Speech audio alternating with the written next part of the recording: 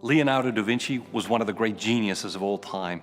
Best known as an artist, but he was also an inventor and a philosopher. One of da Vinci's epic works was his painting of the Last Supper. Every artist approaches every work a little bit differently. And for this work, da Vinci wanted to find somebody, a model, to sit and pose for each of the people in the Last Supper. One Sunday, he was at Mass in the cathedral in Milan, and he looked up into the choir loft, and he saw a young man that looked just like how he thought Jesus would have looked. He invited the young man to come and pose as the person of Jesus.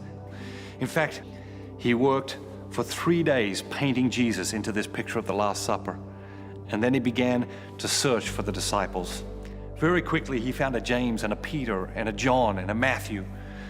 In fact, in 11 months, he found and painted 11 of the 12 disciples, all except Judas. Da Vinci couldn't find a Judas. He searched high and low, but he couldn't find a man that looked like what he thought Judas would have looked like. He walked through the streets of Milan, hours a day, just searching the faces of men, looking for his Judas. He left the painting unfinished for 11 years. And one day, he found him, walking along the street. He found this man. He had this harshness in his face, this hardness in his eyes. He invited the man to come to his studio and pose for this painting. The man agreed. He came to the studio and he sat, and da Vinci began to work. After a couple of hours, the man began to weep, just inconsolably began to weep. Da Vinci stopped working and he said, "Is something wrong? Am I doing something to upset you?" He looked up at da Vinci and he said, "Master, do you not recognize me?"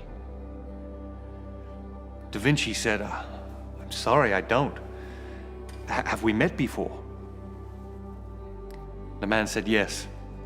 11 years ago, I posed for you in this same painting as the person of Jesus." In each of us, there's a Jesus and a Judas. In each of us, there's that best version of ourselves and that lesser version of ourselves, that second-rate version of ourselves, that worst version of ourselves. And the challenge is to celebrate that best version of ourselves, and we can only really be the best version of ourselves in and through Jesus Christ.